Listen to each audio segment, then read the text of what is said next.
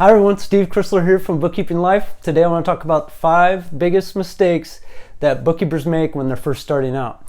They're in no particular order, and there are other mistakes that they can make, but here's 5 of them, okay? So the first couple have to do with the actual client and handling the client. So when you're just starting out, client selection, that'll be number 1, client selection. You want to select clients that are easy. You don't want to select the hardest clients out there. You want to select clients that are easy. They're not huge projects, not huge cleanup projects. Ideally, you can get into those types of clients as your first clients, and you will learn a lot, but they're not ideal. You want to kind of ramp up your knowledge and as you go along, and selecting easier clients to begin with and tapering up to a harder client will allow you to grow into your education. So think about easy clients. Service-based clients are really easy, like a pool cleaning service, or something like that that doesn't have a inventory, doesn't have a lot of things going on. It's just they receive money, they have a few transactions going out every month, so smaller client, and typically service-based clients are your easier clients. So that's number 1, is your client selection. You want to be careful of the clients that you select. Not starting your bookkeeping business overwhelming yourself with difficult clients. Another one, and now number 2 is also client related, and this happens quite often. And I call it driving the bus. Who's driving the bus? Is it you or the client? So I get a call. This is an example, and it just happened like a week ago. I talked to the potential client on the phone for the first time, and she thinks that she needs X, Y, and Z done with her books, but she's not a bookkeeper, so she doesn't really know what she wants done or what she needs. She thinks she does, but then what you need to do over time is this art form of asking the right questions, getting a sense of what their business is about, and what it is they really need, not what they think they need, but what they really need. And then sometimes it's going to be some choices between a couple different options, maybe a hard road and more expensive road, or an easier road. So when you're dealing with cleanups and stuff like that, there's usually more than one option. But learning the types of questions to ask the client, and so that you can determine what the client needs. That's you driving the bus. So you need to drive the bus instead of letting the client tell you what they need, and then you're doing something that maybe they don't need, and that becomes a difficult situation, and they may be paying for something that they don't need, and then they blame you for it. All this other stuff. So go down the right road, and if you're driving the bus, then you'll go down the right road. And that all comes with experience. So you get better and better over time. Another one number 3 is pricing.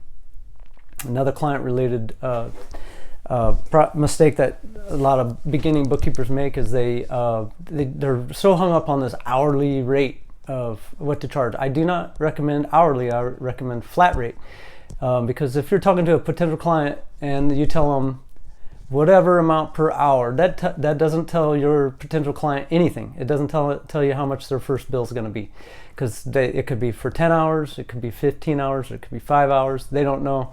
So an hourly rate is not helpful when you're trying to get a job with that client, because it really doesn't tell them anything. And so if they're comparing people, you to somebody else, and they know exactly how much they're going to be paying somebody else because they give them a flat rate, and you're giving them this ambiguous number that doesn't tell them anything, then you might lose that potential client. So I recommend understanding what the current market is in your area for a particular kind of work, and then giving them a flat rate quote instead of an hourly quote. So pricing is really, really key, and you don't want to price too high either, and you don't want to price too low, obviously. So all this happens over time. You don't know it all when you first start. You just learn as you go, but it does. You'll figure it out over time.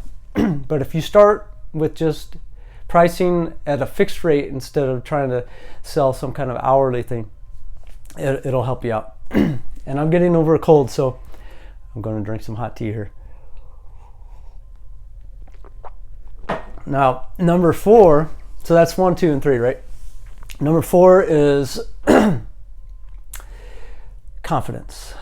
It's hard to have confidence when you're just starting because you're doing something new for the first time. So we've all heard the saying, fake it until you make it.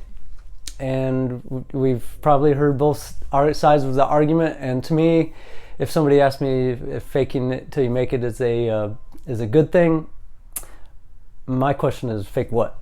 So it really depends on what aspect of it. If you don't have confidence, it might be good to fake your confidence until you. I don't know how you can fake confidence, but you need to just do it. You'll get confident over time just by doing it. You don't have to be confident the first time, but you want to be as confident as you can. So if you have, here's a good way to do this. If you're like me, you don't feel the same way all day and every single day. There's times of the day you may feel more confident than others. There may be things that you can do in your day that make you feel more confident. Like if you get up and do yoga or stretch or go for a walk or a jog or something like that, you most likely will feel more confident after you do something like that, because it takes takes a little bit of the stress. It wears your body down just a little bit and take that edge off of your off your brain. It does for me, anyways. So if I am feeling not so confident, I need to do something that requires confidence. Working out, doing yoga, something like that really makes me feel. I always feel way better afterwards. So that would be a good time to do it. So think about stuff like that. Even just doing 10 push-ups or some sit-ups, something like that, or talking to a friend. If you have to make a phone call and to a potential client and you're nervous about it, call a friend or your relative first. Talk to them on the phone. If you're just speaking for the first time that day, maybe to a potential client is not the first word you should be saying for that day. You want to have spoken to somebody throughout the day first. So little things like that can actually help. So have confidence one way or the other. And if you don't have a lot of confidence, pick the time of the day where you have the most confidence. But lack of confidence is definitely a mistake that beginner bookkeepers make, or they're lacking that quality that comes over time, and it's normal. And then number 5 is have a personality. So when you're talking to a potential client on the phone, and even through an email, let your personality shine through a little bit.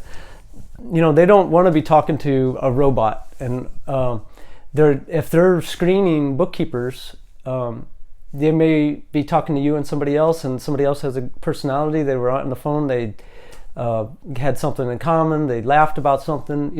If you let your personality shine through, you're going to make a connection with these potential clients, and that's really key, because once you have a connection with them, they like you, and once they like you, you're going to be working together. So, and this is hopefully these are people that you're working with for years and years and years. So open yourself up a bit to them, let them know about yourself, let your personality shine through so that people can connect with you, and that connection is what builds that relationship where they want to work with you. So keep these 5 things in mind when you're just starting out. And to go through them again is client selection. Select good clients. You drive the bus. You set the price right so that they know how much of flat rate, so they know how much they're getting getting billed for each month. There's no surprises, because you don't want to surprise the client.